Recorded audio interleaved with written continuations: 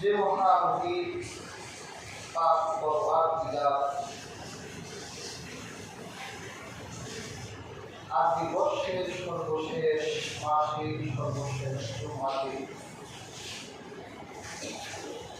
আপনাকে এবং আমাকে জুমার মসজিদে আসার অবস্থান শক্তি সমর্থ দান করেছে সে মহান আল্লাহ ইজ্জতের উপর দাঁড়িয়ে আলহামদুলিল্লাহ।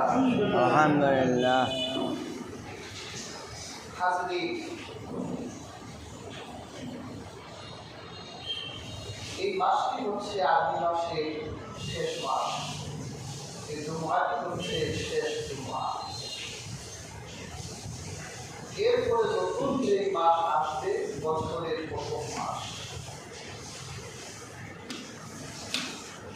আল্লাহ সুবহানাহু ওয়া তাআলা মহাগ্রন্থ আল কুরআনুল কারীমে ইরশাদ করেছেন, ইন্না ইদ্দাতাশ শুহুরি ইনদাল্লাহি ইসনা আশারা শাহরান ফি কিতাবিল্লাহ ইয়াওমা খালাকাস সামাওয়াতি ওয়াল আরদ। যেদিন আল্লাহ আকাশ ও জমিন সৃষ্টি করেছেন সেই দিন থেকে গণনার মাস হচ্ছে 12টি।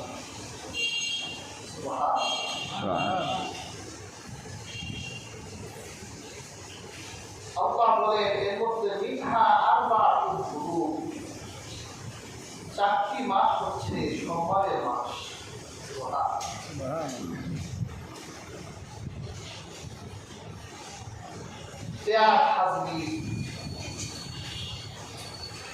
আজকে আমরা যে 12 মাসের হিসাব করি,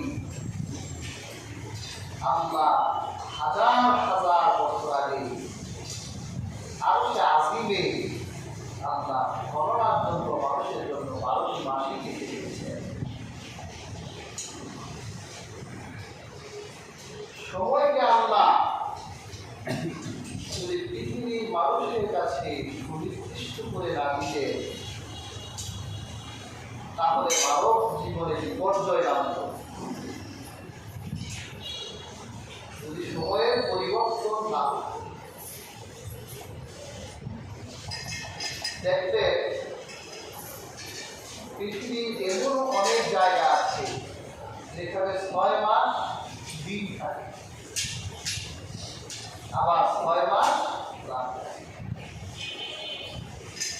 ওখানে মানুষ থাকে না। এইরকম যদি শুধু দিনেই থাকতো ভালো লাগতো, তাহলে আপনি ক্লান্তি শরীর একটু রাত হলে, একটু রাতের ঘুম হলে আপনার শরীর যতই ক্লান্ত হোক না কেন, অন্ধকারের ঘুম আপনার ক্লান্তি দূর করত। আল্লাহ কোরআনে বলেছে, ওয়াজআলনাল লাইলা লিবাসা, আমি রাতকে করেছি আবরণ। একটা মানুষ যতই ক্লান্ত হোক, মানুষের ক্লান্তি যতই আসুক, রাতের ঘুমটা মানুষের সব ক্লান্তি দূর করে দেয়। যারা রাতে ডিউটি করে, কোনোদিনও দিনের ঘুম দিয়ে তাদের রাতের ওই ঘুমের আনন্দ তারা অর্জন করতে পারবে।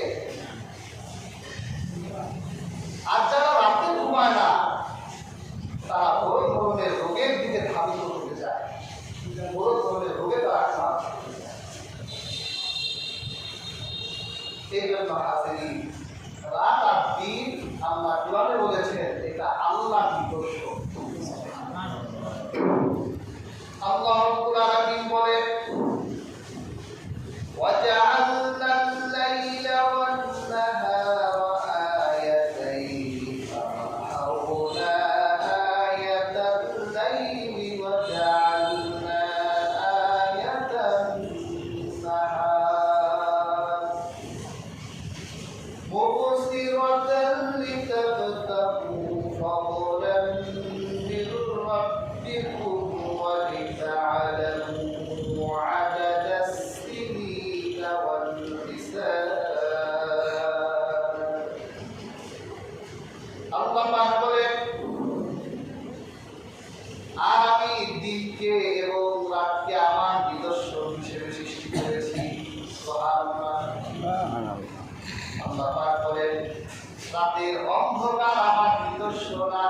আলো হচ্ছে আমার নিদর্শন। আল্লাহ পাক বলেন, আমি এই রাতের অন্ধকার আর এই দিনের আলোকে আমার নিদর্শন কেন বলেছি, যাতে তোমরা আমার অনুগ্রহ তালাশ করতে পারো, আর তোমরা বছরের হিসাব আর মাসের হিসাব করতে পারো। দিন আর রাত্রি হিসাব করে এই যে বর্ষপঞ্জির যে হিসাব হয়, হিসাবটা দুই রকমের।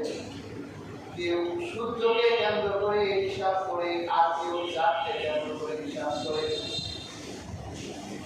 আমরা মুসলমানরা চাঁদের হিসাবটাকে আমাদের ইবাদতের সাথে চাঁদ আমাদের একটা সম্পর্ক রাখে, এই জন্য আমরা চাঁদের হিসাবকেই গুরুত্ব দিই।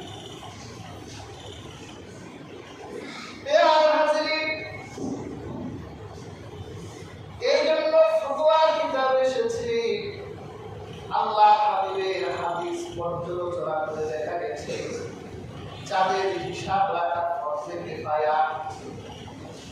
যদি কোনো ভূখণ্ডের একজন মানুষও চাঁদের হিসাব না করে, তাহলে ওই ভূখণ্ডের সমস্ত মানুষ ইবাদত করবে। একজন মানুষ যদি চাঁদটি হিসাব করে চলে, তাহলে একজন মানুষ সবার গুনাহ পরিত্রাণ করে দিতে পারে। তাহলে রাত রাত্রি এগুলো আমার আল্লাহর নিদর্শন।